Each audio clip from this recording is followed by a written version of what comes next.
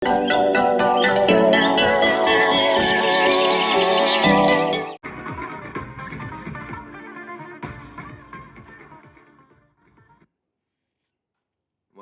அனைத்து நெஞ்சங்களுக்கு என்னோட மாலை வணக்கம். பத்திரிகை நண்பர்களுக்கு எல்லோருக்கும் முதல்ல பேச ஆரம்பிக்கிறதுக்கு முன்னாடி இந்த மாதிரி மேடையை 19 வருஷம் தாண்டி 20வது வருஷத்தில் எனக்கு மறுபடியும் அமைச்சு கொடுத்த உங்களோட அன்புக்கும் அனைத்து தெய்வங்களுக்கும் என்னோட வணக்கத்தை நான் தெரிவிச்சுக்கிறேன். என்னோட நன்றியை நான் தெரிவிச்சுக்கிறேன். நான் கடமைப்பட்டிருக்கேன். ஏன்னா ஒரு சாதாரண பயணம் இல்லை. திடீர்னு சொன்னாங்க 19 வருஷம் ஆச்சு, 20வது வருஷம்ன்ட்டு.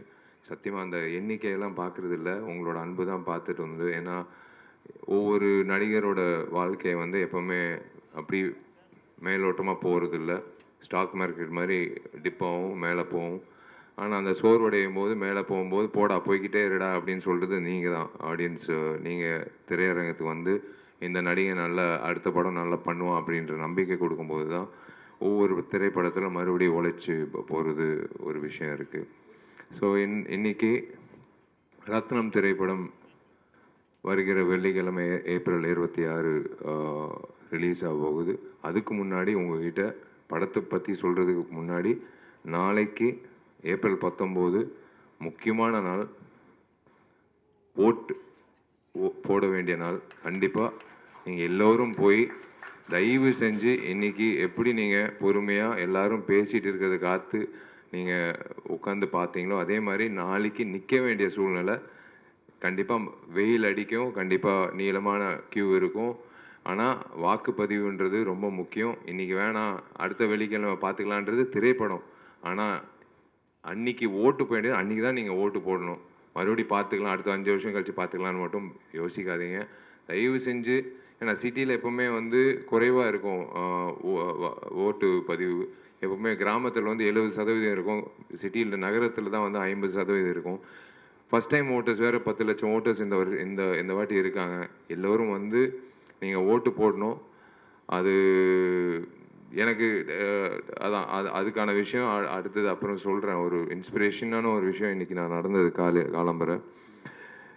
இது கண்டிப்பாக இந்த வெள்ளிக்கிழமை நாளைக்கு மறக்காமல் ஓட்டு போட்டுருங்க. அதே மாதிரி அடுத்த வெள்ளிக்கிழமை சம்மர் ஹாலிடேஸ் தொடங்குது. 26ஆம் தேதி ரத்னம் திரைப்படம் வரப்போகுது. இந்த பயணம், இந்த திரைப்படம் ரத்னம் ஏன் அப்படின்றது எல்லாரும் கேட்பாங்க. எனக்கு மார்க் ஆண்டனி ஒரு மிகப்பெரிய ஒரு திருப்புமுனை கொடுத்தது. தனஞ்சயன் சார் சொன்ன மாதிரி ஒரு 100 கோடி கிளப் அப்படின்றது ஒரு ஹீரோவுக்கு எப்போவுமே ஒரு அந்தஸ்து கொடுக்குறது. இவன் அவ்வளோதான் எப்போவுமே சொல்கிறது தான்.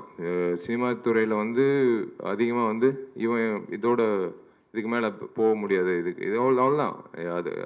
அதுக்கப்புறம் டக்குன்னு ஒரு இயக்குனரோட போகும்போது, ஏங்க இந்த நேரத்தில் இந்த இயக்குனரோட எதுக்குங்க நீங்கள் பண்ணுறீங்க, அந்த ஆதிக்கோட எதுக்குங்க பண்ணுறீங்கன்னு. எனக்கு கண்டென்ட் பிடிச்சிருக்கு, கண்டிப்பாக அந்த கண்டென்ட் எனக்கு நல்ல இல்லைங்க ரிஸ்க் எடுக்கிறீங்கன்னு. பரவாயில்ல, நல்ல கண்டென்ட்டுக்கு ரிஸ்க் எடுக்கிறது தப்பு கிடையாதுன்னு.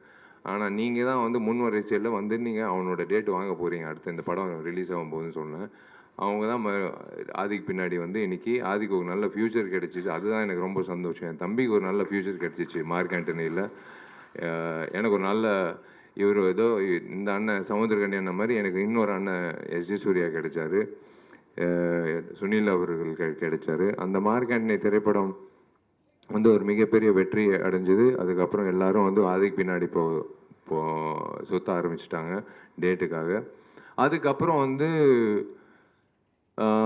அதான் ஹரி சார் சொன்ன மாதிரி எப்போவுமே காது வச்சு எல்லாத்தையும் கேட்கணும். நல்லது கெட்டது எல்லாமே கேட்கணும். நம்ம கெட்டது நம்மளை பற்றி சொல்கிறாங்க கேட்கக்கூடாது, நம்ம அது நெகட்டிவாக சொல்லும்போது கேட்கக்கூடாது, அப்படி இல்லை.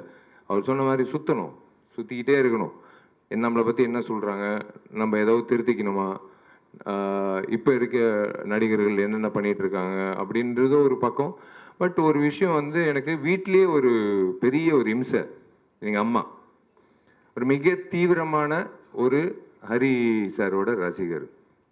இது நாங்கள் எப்போவுமே இது எதுவுமோ தெரியல, 8 வருஷம் கழிச்சு ஒவ்வொரு வாட்டி நாங்கள் சேர்ந்து வரோம். தாமிரபரணி, அதுக்கப்புறம் பூஜை, அதுக்கப்புறம் இப்போ ரத்னம். ஒவ்வொரு வாட்டி நான் ஒரு படப்பிடிப்பு போயிட்டு இருக்கும்போது 2 கேரக்டர் இருக்காங்க எங்கள் வீட்டில். ஒன்று எங்கள் அப்பா, ஃபஸ்ட்டு படத்துலேருந்து இப்போ வரைக்கும் ஏதாவது என் பேர் வந்துடுச்சுன்னா முதல்ல வந்து பேப்பர் கட்டிங் வந்து காலம்பரை கீழே இறங்கி வந்து உட்காரும்போது ஒரு பேப்பர் கட்டிங் கட் பண்ணிகிட்டு இருப்பார். என்னென்னா என் பேர் வந்திருக்கு, தினத்தந்தி, மாலை மலர், மாலை ஏதோ ஒரு பேப்பரில் என் பேர் வந்திருக்கு. அது வந்து விஷால் நடிக்கும் செல்லமே, விஷால் கலக்கும் சண்டைக்கோழி, விஷால் வந்து இந்த படத்தை தோல்வி அடைஞ்சார், அதெல்லாம் வந்து பேப்பர் கட்டிங்னா பரவாயில்ல. இந்த கேரக்டர் எங்கள் நயனா எப்படின்னா, விஷால் பேர் வந்தால் போதும். ஒரு நாள் திடீர்னு கீழே இறங்கி வந்து அவர் சின்சியராக பேப்பர் கட் பண்ணிகிட்டு இருக்காரு. என்ன பண்ணிகிட்டு இருக்கீங்கன்னா, இல்லை உனக்கும் பிரியாமணிக்கும் காதல்னு வருது, இது ஏன்ப்பா கட் பண்ணுறீங்கன்னா, இல்லை உன் பேர் வந்திருக்கு அவ்வளோதான், அது போதும் எனக்கு அப்படின்னு கட் பண்ணி இருக்கிற ஒரு கேரக்டர். அப்படி ஒரு கேரக்டர் இருக்கார். 2வது கேரக்டர் வந்து எங்கள் அம்மா. ஒவ்வொரு திரைப்படத்துக்கு நான் படப்பிடி போகும்போது, டே இங்கிட்டு வா, நீ எப்போ ஹரியோட படம் பண்ண போகிற அப்படின்னு கேட்பாங்க. இல்லைம்மா அது நேரம் வரும்போது கண்டிப்பாக அமையும்.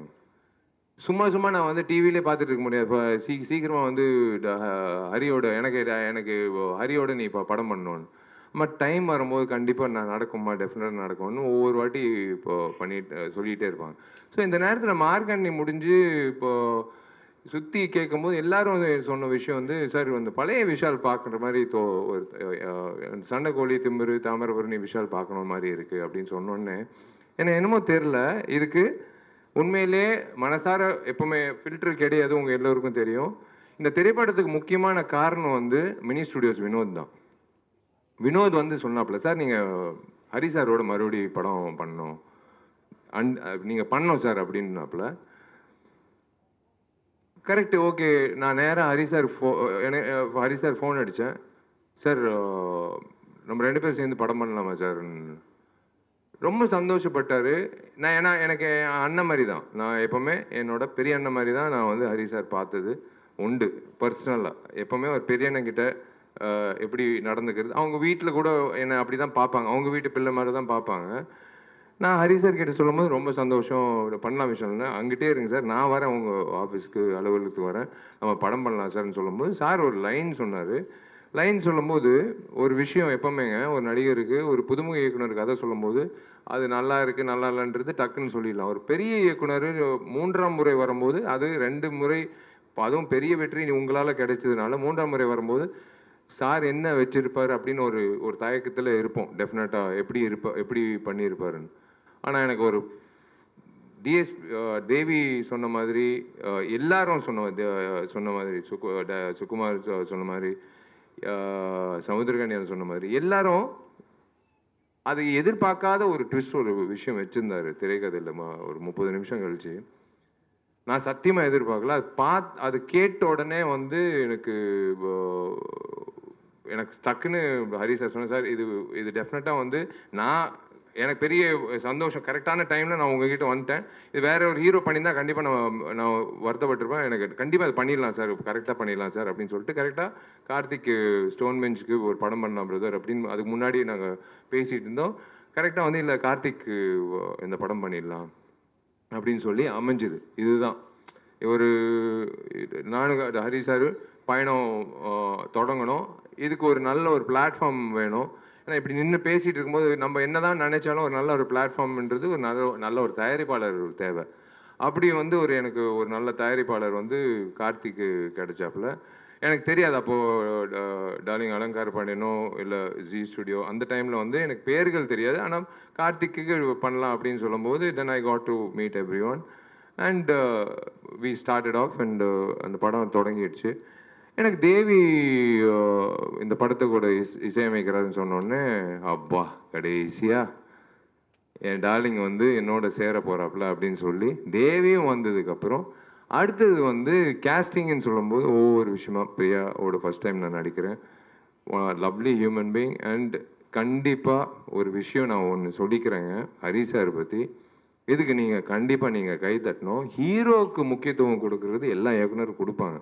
ஆனால் ஒவ்வொரு படத்தில், ஒரு படத்தில் பார்த்தீங்கன்னா ஏன் திரைப்படத்தில் ஒரு பெண்மணிக்கு வந்து முக்கியத்துவம் கொடுத்து அந்த பெண்மணியை வந்து தியேட்டர் விட்டு வெளில போகும்போது அவங்கள மனசில் வச்சுக்கிற அளவுக்கு அவர் எப்பவுமே ஒரு கதாபாத்திரம் வந்து உண்டாக்கி கொடுப்பார். அதுதான் ஒரு படத்தோட வெற்றி. ஹீரோ வந்தான், சண்டை போட்டான், லவ் பண்ணான், கல்யாணம் பண்ணிட்டான், முடிச்சு அதுக்கப்புறம் படம் முடிச்சு. அப்படி இல்லை. அந்த அந்த கதாநாயகிக்கு என்ன கதாபாத்திரம்ன்றது என் கேரியரில் நான் நிறைய படங்கள் பார்த்துருக்கேன். அவ்வளோ வலுவான ஒரு கதாபாத்திரம் ஒரு கதாநாயகிக்கு ஒரு கிடைச்சிச்சுன்னா, அந்த கதாநாயகின்ட்டு இல்லை, அந்த பெண்மணிக்கு அந்த கேரக்டர் கிடைச்சிச்சுன்னா அது மிகப்பெரிய அளவில் பேசப்படும். இந்த நேரத்தில் வந்து சமுத்திரக்கனி அண்ணன் வராரு அப்படின்னு சொன்னோன்னே எனக்கு சூப்பர், ஓகே அண்ணன், both are born to different mothers, அவ்வளோதான். என்னோட அண்ணன் என்ன வேணாலும் அவர்கிட்ட போய் பேசலாம், கட்டி பிடிச்சி அழுவலாம், சிரிக்கலாம், என்ன வேணாலும். ஏன்னா அவர் ஒரு விஷயம் சொன்னார் கேட்கும்போது, நானும் விஷாலும் ஒன்று பேசிகிட்டு இருக்கோம் அப்படின்றது. நாங்கள் சில விஷயங்கள் சில கதைகள் கேட்கும்போது மறந்துடுவோம். ஆனால் இத்தனை வருஷம் கழிச்சு ஒரு கதை வந்து நான் அண்ணனை விரட்டிகிட்டே இருக்கேன் ஒரு கதை, அண்ணா இந்த படம் பண்ணலாம். ஏன்னா எனக்கு அந்த அந்த அந்த நேரத்தில் இவருக்கு ஏதாவது ஒரு அட்வான்ஸ் கொடுத்துடலான்னு சொல்லிட்டு என்னன்னு தெரியாமல் எனக்கு இப்போ 100 ரூபா கொடுத்தேன்னு நினைக்கிறேன். 1:30 மணிக்கு நைட்டு ஒரு கதை சொல்லும்போது பல வருஷம் ஆச்சு. அண்ணா வச்சுக்கோங்க, நான் யார் எந்த ஹீரோ நீங்கள் சந்திச்சிடாதீங்க, நான் தான் இந்த படம் பண்ணுறேன் அப்படின்னு சொல்லி நான் அதுக்காக தான் காத்துட்டு இருக்கேன். இப்போ தனஞ்சயன் சார் சொன்ன மாதிரி அடுத்தடுத்து போகணும்னு சொல்கிறாருல்ல, அதுக்கு வந்து முன்னுதாரணமாக வந்து நான் ஏங்கிட்டு இருக்கிற ஒரு விஷயம் வந்து, ஏன்னா எல்லா நடிகர்களும் எல்லா இயக்குநர்களும் நடிகர்கள் ஆகும்போது எங்களை மாதிரி நடிகர்கள் வந்து நாங்கள் இயக்குனர் தான் ஆகணும், வேறு வழி இல்லை. அதனால தான் துப்பர்கலை 2ல் வந்து நான் இயக்குனராக 25 வருஷோட கனவு நினைவாகுது. அது நினைவாகுது, அது வருது. அது ரொம்ப சந்தோஷப்படுறேன். ஃபஸ்ட்டு வாழ்க்கையில் யோசிச்ச ஒரு விஷயம் என்னவா நான் ஆகணுன்றது, அது வந்து இயக்குனர் ஆகணும்னு நினச்சி அப்பா கிட்ட சொல்லி அம்மா கிட்ட சொல்லி இன்றைக்கி வந்து அது தேங்க்ஸ் டு மிஷ்கின் சார் அந்த அந்த கனவை வந்து முன்னாடியே கொண்டு வந்ததுக்கு. அண்ட் எனக்கு யோகி பாபு படத்தில் இருக்கார், ரொம்ப சந்தோஷம். ஆல்ரெடி அவரோட நடிச்சிருக்கேன். அவரோட இருக்கிற ஒரு விஷயம் எனக்கு என்னென்னா, ஐ லவ் பாசிட்டிவ் பீப்புள். எனக்கு ரொம்ப பிடிச்ச விஷயம் என்னென்னா, அவரோட ஒய்ஃப் வந்து என் தங்கச்சி மாதிரி தான். நான் வீட்டுக்கு போகும்போது நான் எப்போவுமே சொல்லுவேன், நான் வீட்டுக்கு வரேன் டார்லிங், சாப்பிட்றதுக்கு வரேன். எப்போ வீட்டுக்கு போனாலும் அங்கிட்டு கொஞ்சம் நேரம் உட்காந்துட்டு போகலான்னு தோணும். என்னமோ தெரில, ஒரு நிம்மதியான ஒரு இடத்துல, கோயிலில் தான் அப்படி தோணும். ஒரு நிம்மதியான ஒரு இடத்துல ஒரு உறவினர் வீட்டில் உட்காந்துட்டு போகிற மாதிரி இருக்கும். அந்த யோகி பாபு வீட்டுக்கு போகும்போதெல்லாம் யோகி பாபு கிட்ட அதாவது சினிமா தாண்டி வந்து நிறைய நட்புகள் வந்து நீண்ட நாட்கள் போய்கிட்டே இருக்கும். எங்கிட்ட இருந்தாலும் அவர் எப்படி இருக்காரு, அவர் என்ன பண்ணிட்டு இருக்காரு, அவர் நல்லா இருக்காரா அப்படின்னு நினைக்கிற நான், எனக்கு தெரியும் கண்டிப்பாக அவர் எப்பவுமே நினைச்சிட்டு இருக்கிற ஒரு நபர். அந்த மாதிரி எல்லாரும் வரும்போது எனக்கு சுகுமார் டிஓபி அப்படின்னு வரும்போது உண்மையிலே சிவபதிகாரம்லாம் நாங்கள் 2 பேர் சந்திக்கும் போது அன்றைக்கி நான் தொடர்ந்த நட்பு. இன்றைக்கி வந்து மாமேன்னு 2 பேர் பேசிக்கிறது. அதுதான் என் வாட்ஸ்அப்பில் நாங்கள் 2 பேர் பேர் சொன்னதே கிடையாது. Sukumar has done a fabulous job. அதான் சொன்னேன்ல, ஒரு ஹரி வந்து பிறக்கும் போதே அவங்க அப்பா அம்மா வந்து அவருக்கு ஹரின்னு பேர் வச்சாங்க. ஏன்னா அவர் ஹரிஹரியா வந்து கண்டிப்பாக வந்து வாழ்க்கையில் வந்து முன்னேற்றம், ஹரின்றது முன்னேற்றம் தான். அந்த முன்னேற்றத்துக்கான உழைப்புன்றது முக்கியம். அதுதான் ஹரி சார். சாதாரணமாக 3 படங்கள், 3வது படம் வெற்றி கூட்டணி அப்படியெல்லாம் அதெல்லாம் அப்படி எடுத்து வச்சிடலாங்க. ஆனால் இவரோட நான் வேலை செய்யும்போது எனக்கு ஒரு விஷயம் வந்து, நான் என் வாழ்க்கையை நான் ஓப்பனாக சொல்கிறேன், இந்த திரைப்படத்தில் என்னோட வாழ்க்கையோட போக்கு வந்து நான் மாற்றிக்கிட்டு, இப்படி தான் இருக்கணும் என் வாழ்க்கை, இப்படி தான் நான் வந்து வாழணும், இப்படி வாழ்ந்தால் தான் நான் நீண்ட நாட்கள் நான் போக முடியும் அப்படின்ட்டு இவரோட எனர்ஜி, இவரோட விஷயங்கள். விஷால் நாளைக்கு காலைல 7 மணிக்கு ஷார்ட் வச்சு, நோ ப்ராப்ளம் சார், 5 மணிக்கு கூட வச்சுக்கலாம் சார், நான் வரேன். அது என்னமோ தெரியல, அவருக்காக நான் வரணும்னு, அவருக்காக நான் உழைக்கணும், அவருக்காக நான் ஏதோ எனக்கு காசு கார்த்திக் கொடுத்தாப்புல அதுக்காக அப்படியெல்லாம் இல்லை. ஹரி சார் சொன்னால் கரெக்டாக இருக்கும், ஹரி சார் சொன்னால் உழைப்புக்கு ஏற்ற மாதிரி பலன் உண்டு அப்படின்னு எனக்கு தெரியும். அவர் தம் கட்டி சொன்னார்ல 5 நிமிஷம் காட்சி, உண்மையிலே வியந்து பார்த்தேங்க. சத்தியமாக ஒரு கேமரா வந்து ஒரு ஃபில்மாக இருந்திருந்தா கண்டிப்பாக வந்து எடுத்திருக்க முடியாது. டிஜிட்டலாக இருக்கிறதுனால hats off to Hari sir's vision. நான் இந்த படத்தில் வந்து நான் சொன்னேன், சார் நான் இயக்க போகிறேன்னு நினைக்கிறேன் இந்த திரைப்படத்துக்கு அப்புறம். உங்களோட நான் உதவி இயக்குனராக நான் வேலை செய்ய போகிறேன் சார். நீங்கள் கண்டுக்காதீங்க சார். நான் அப்படியே பார்த்துக்கிட்டே இருக்கேன். I wanted to see how he is executing that. சொன்னார், ஆனால் எப்படி எக்ஸிக்யூட் பண்ண போகிறாரு, சுகுமாரும் எப்படி எக்ஸிக்யூட் பண்ண போகிறாரு அப்படின்னு சொல்லும்போது எனக்கு சார் சொன்னார், 5 நிமிஷம் காட்சி விஷால், இந்த மாதிரி ஒரு காட்சி ஒரே ஷாட்டுன்னு ஸ்டிச் பண்ண போகிறோமா சார் அப்படின்னு நானும் கேட்டேன். இல்லை இல்லை இல்லை இல்லை இல்லை விஷால், 5 நிமிஷம் நம்ம ரிஹர்சல் பண்ணலாம், 2-3 நாள் கூட ரிஹர்சல் பண்ணலாம், ஆனால் ஒரே ஷாட்டில் எடுக்கிறோன்னு. பிளடி சேலஞ்சுங்க. இந்த இவருக்கு தேவையே கிடையாது அந்த மாதிரி பண்ணணும். கேட்டுக்கிட்டு பண்ணுறாரு பாருங்களேன், அதுதான் வந்து அவரோட வெற்றிக்கு. முதல்ல இந்த படத்தோட வெற்றி வந்து இயக்குனர்கிட்ட தான் வரணும். இயக்குனர் வெற்றி அடைஞ்சாதான் வந்து எங்களை மாதிரி நடிகர்கள் வந்து உங்கள் முன்னாடி வந்து நாங்கள் சொல்ல வேண்டிய விஷயங்கள் வந்து கரெக்டாக சொல்ல முடியும். அவரோட பாதையில் போயிட்டோம். அது எக்ஸிக்யூட்டட் பை டிஓபி சுகுமார். எப்படி, அதாவது ஒரு பறக்கிற கேமரா வந்து பிடிச்சா அந்த ஒரு ஆட்டம் வரும், அந்த ஆட்டம் வரக்கூடாது, தெரிஞ்சிடும் பிடிச்சிட்டாரு கேமராமேன்ட்டு. அதை பிடிச்சிட்டு இப்படி கொண்டு வந்து அந்த கண்டினியூ பண்ணும்போது என்னோட டார்லிங் கொரியோகிராஃபர், என் உடம்புல 109 தையல், 100வது தையலுக்கு நான் பார்ட்டி வச்சேன் என் நண்பர்களுக்கு. 109 தையலுக்கு முக்கியமான அதிகமான காரணம் வந்து என்னோட டார்லிங் வந்து கனல் கண்ணன் மாஸ்டரு. என்னை வந்து இன்னைக்கு ஆக்ஷன் ஹீரோ விஷால் வந்து ஆக்ஷனில் கலக்கிறாரு அப்படின்னு ஒவ்வொருத்தர் சொல்கிறதுக்கு முக்கியமான காரணம் வந்து சண்டைக்கோழியில் என்னை நம்பினார் இந்த கனல் கண்ணன் மாஸ்டரு. எனக்கு வந்து இன்னும் ஞாபகம் இருக்குது, சண்டைக்கோழி கிளைமேக்ஸில் பண்ணிகிட்டு இருக்கும்போது ஒரு கிக் அடிக்கும்போது ஃபஸ்ட்டு ரியாக்ஷன் இவர் தான். இவர் கேமரா இது மானிட்டரெல்லாம் பார்க்க மாட்டார், அப்படியே உடச்சிட்டு போயிட்டே இருப்பார். ஏதாவது ஒரு எக்ஸைட்மெண்ட் இருந்தார், கிடச்சேன் ஜாக்கி சான் அப்படின்னு சொல்லிட்டு அப்படியே போயிட்டே இருந்தார். நான் வந்து ரோப் ஷாட்டில் நின்றுட்டுருக்கேன், பிரேக்குன்னு சொல்லிட்டு அவர் பாட்டு போயிட்டே இருக்கார், நான் பாட்டு ரோப்பில் நின்றுட்டு இருக்கேன். அவர் வந்து ரசிக்கிறார், என்ன சொன்னாலும் செய்கிறாயா, பரவாயில்லையா, சூப்பர் அப்படின்னு சொல்லிட்டு அவர் வந்து தொடங்கின ஒரு விஷயந்தான். எங்களுக்குள்ள ஒரு இது, ஃபஸ்ட்டு தையல் வந்துருச்சுன்னா விஷால் படம் சூப்பர் ஹிட் அப்படின்னு. அதே மாதிரி தான் 12, அதுக்கப்புறம் 16, அதுக்கப்புறம் பூஜையில் மறுபடி 16. அவர் வந்து என்னென்னா தையல் வந்து விஷால் முடிஞ்சிச்சுல, தையல் முடிஞ்சுதான். ஆமாம் மாஸ்டர் போட்டாங்க, தையல் போட்டாங்க அண்ணா. அப்போ ஷூட்டிங் போயிடலாம் மாஸ்டர். தெரியுமே மாஸ்டர், பரவாயில்ல, அது பிரச்சனை இல்லை, அது இப்படி வச்சுக்கலாம் அப்படின்னு. அந்த மாதிரி வந்து கனல் கண்ணன் மாஸ்டரு, ஹரி சாரு, சுகுமார், அங்கிட்டு இருக்கிற ஃபைட்டர்ஸு, அங்கிட்டு இருக்கிற அசிஸ்டன்ஸு எல்லாரும் சேர்ந்து அந்த 5 நிமிடம் வந்து காட்சி அமைச்சது வந்து it is going to be a treat for all of you. It is something you can expect always from a new director to prove it, not from a senior director at this point of time in his career. அது பண்ணுறாருன்னா இன்னமும் நானும் நிற்கிறேன், உங்கள் மத்தியில் நானும் நிற்கிறேன், நான் உங்களுக்கும் ஈடு கொடுக்குறேன் அப்படின்னு சொல்லி பண்ணுற ஒரு விஷயந்தான். ஸோ அதுதான் எனக்கு ரொம்ப இப்போ சந்தோஷமாக இருந்தது. அதுதான் எனக்கு ரொம்ப பிடிச்ச விஷயம். இன்னைக்கு ஐ தேங்க்யூ ஃபார் அதான் உங்கள் எல்லோருக்கும் நான் ஏன் நன்றி சொல்கிறேன்னா, இந்த பொக்கே கொடுக்குறதெல்லாம் எங்களுக்கு இப்போ பழக்கம் இல்லை, எப்போ ரொம்ப காலமாக இருக்குது அந்த ஒரு விஷயம்.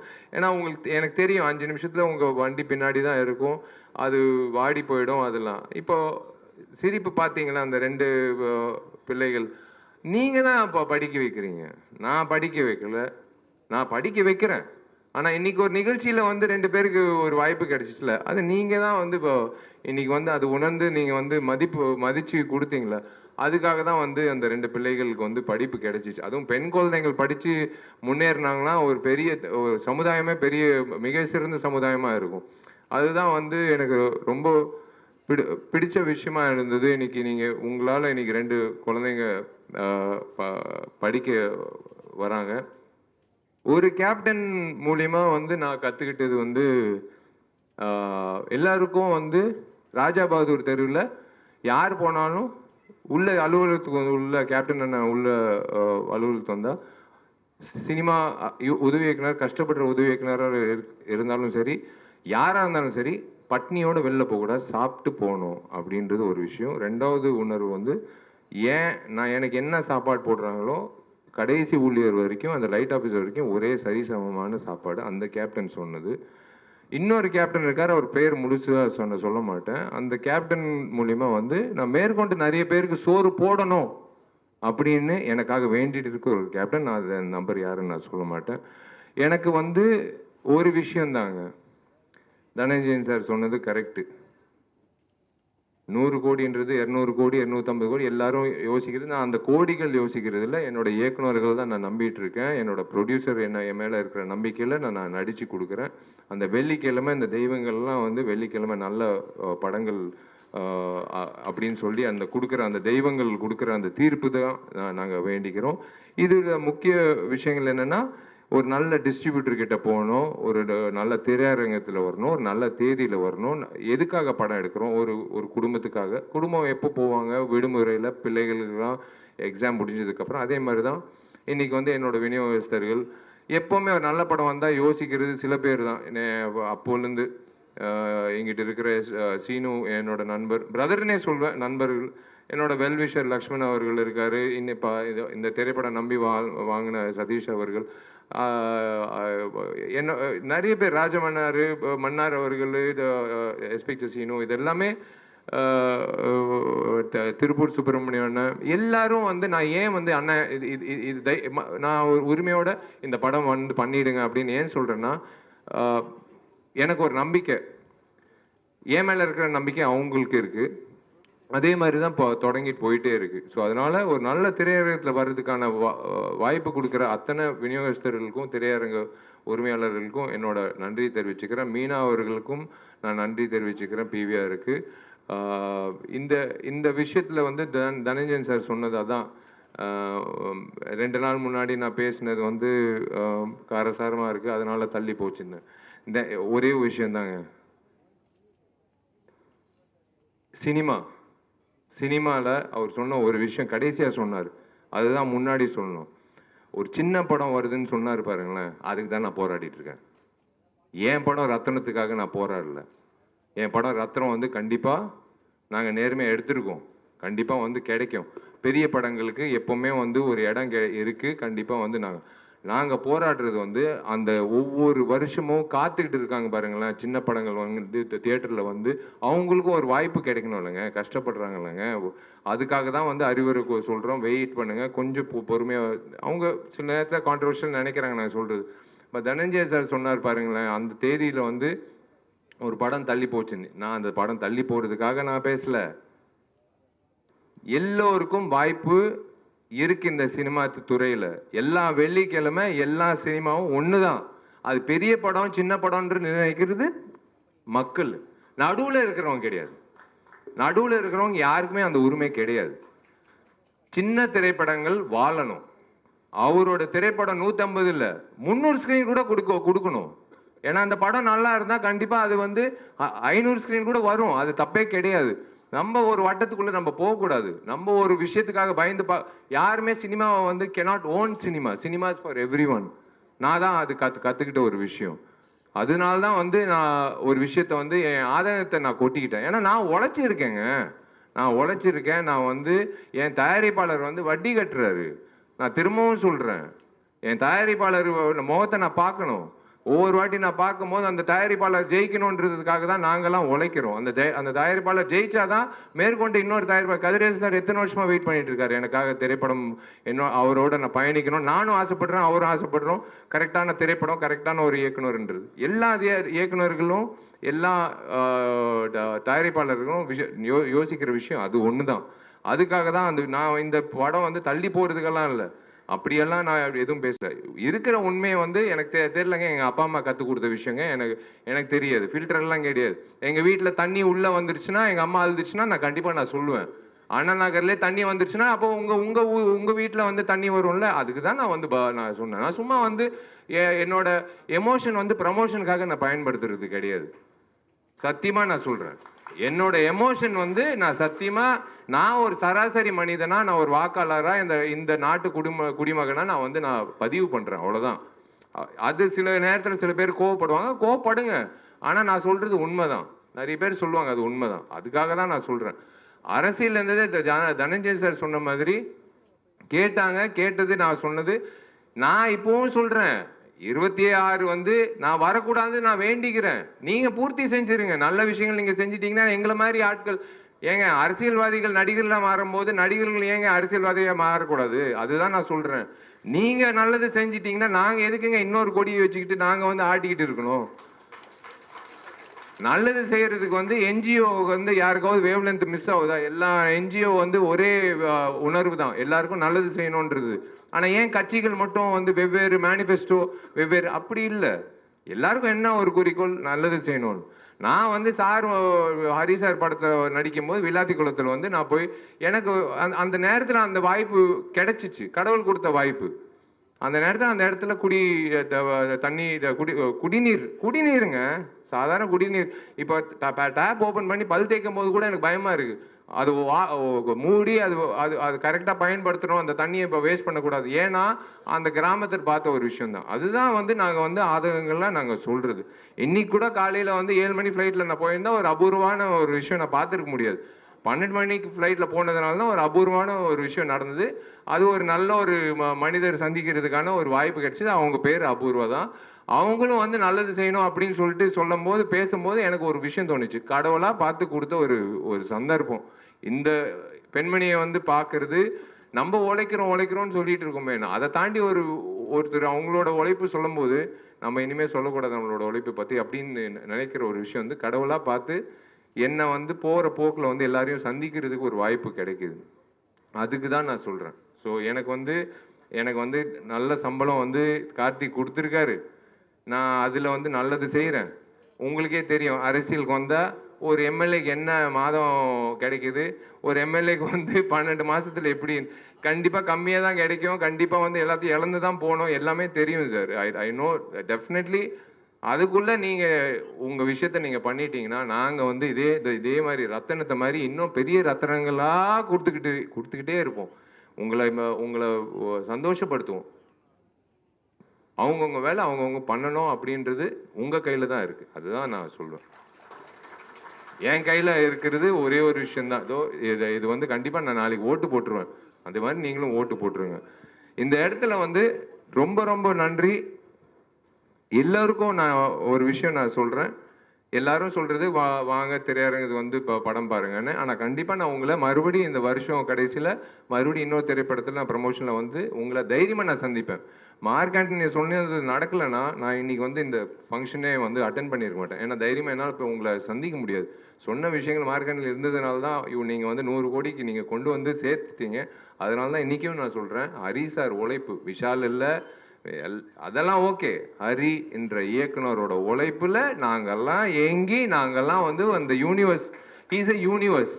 அந்த யூனிவர்ஸில் நாங்கள்லாம் ஒரு பிளானட்ஸாக வந்து நாங்கள் வந்து கரெக்டான அலைன்மெண்ட்டில் வந்து உங்களுக்கு ஒரு கேலக்சியான ஒரு பயங்கரமான ஒரு என்டர்டெயின்மெண்ட் வேல்யூ ஏப்ரல் 26 உங்களுக்காக காத்துட்டு இருக்கு.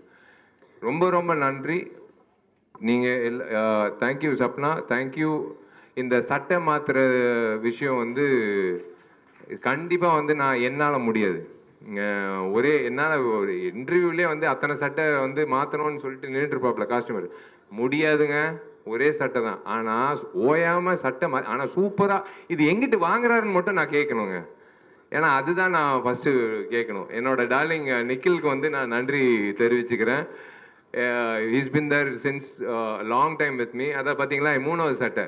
இப்போ அதுக்குள்ளே நீங்கள் வந்து ப்ரெஸ் மீட் முடியறதுக்குள்ளே 4வது சட்டை. என்ன காஸ்டியூம் வந்து நானும் ஹீரோயின் மாற்றணும்னு அவசியம் கிடையாது, இவரே மாற்றிடுவார்.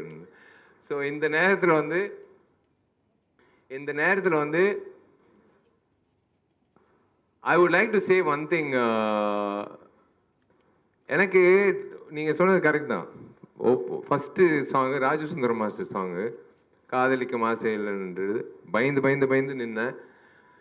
நல்ல வேலை எப்படியோ முடிச்சிட்டேன். அதுக்கப்புறம் வந்து ஏதோ இவர் உட்காந்துருக்காரு டார்லிங் தினேஷ் மாஸ்டர்.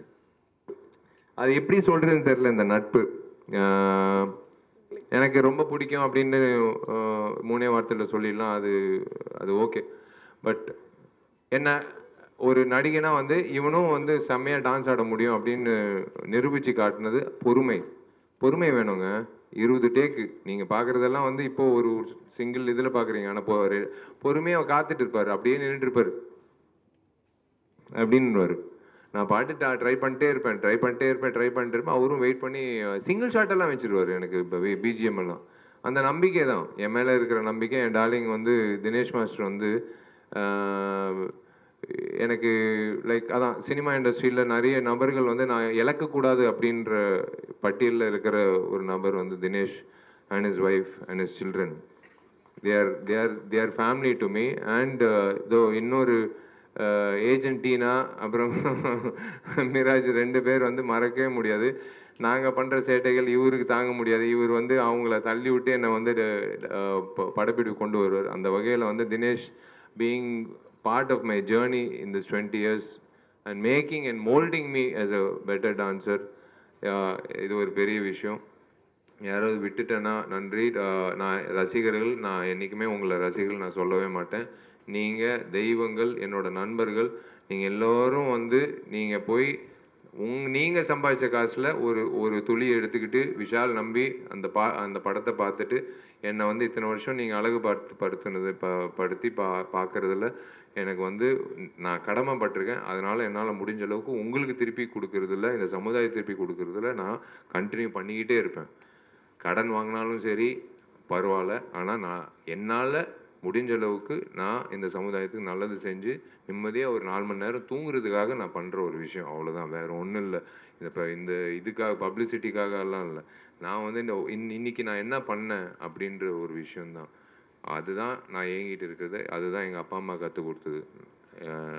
நீ வந்து ஒரு அந்தஸ்துக்கு வந்துட்ட, நீ வந்து 4 பேருக்கு வந்து நல்லது செய்ய அப்படின்னு சொன்னதுனால தான் நான் பண்ணிகிட்ருக்கேன். இதோ உட்காந்துருக்காங்க 2 பேர். எங்கள் அப்பா அம்மாவுக்கு வந்து நான் என்றைக்குமே வந்து கடமைப்பட்டிருக்கேன். ஃபஸ்ட்டு வந்து கல்யாணம் எப்போன்னு கேட்டாங்க. ஆர்யாவுக்கு அப்புறம்னு சொன்னேன். அந்த பரதேசி ஆர்யா கல்யாணம் பண்ணிக்கிட்டான். அப்புறம் வந்து அம்மா வந்து இப்போ ஆர்யா கல்யாணம் ஆயிடுச்சு, எவ்வளோ நல்ல பொண்ணு சாயிஷா கல்யாணம் பண்ணிக்கிட்டான், இன்றைக்கி ஒரு புள்ள பிறந்திருக்கு, நீ என்ன பண்ண போகிறேன்னு. அம்மா பிரபாஸுக்கு கல்யாணம் ஆகட்டுமா, அதுக்கப்புறம் நான் கல்யாணம் பண்ணிக்கிறேன்னு. இப்போ வந்து அம்மா காத்துட்ருக்காங்க, ஃபோன் பண்ணி கேட்குறாங்க பிரபாஸுக்கு எப்போ கல்யாணம்னு. ஒருவேளை பிரபாஸுக்கு கல்யாணம் ஆச்சுன்னா சல்மான் பாய் இருக்கார், சல்மான் கானுக்கு ஆனதுக்கப்புறம் கல்யாணம் ஆகும். தேங்க்யூ, ரொம்ப நன்றி சார். எல்லா படங்களையும் சப்போர்ட் பண்ணுற மாதிரி நீங்கள் வந்து தினேஷ் மாஸ்டரோட படத்தோட ஃபர்ஸ்ட் லுக்கையுமே ரிலீஸ் பண்ணி கொடுத்துருக்கீங்க டே பிஃபோர்.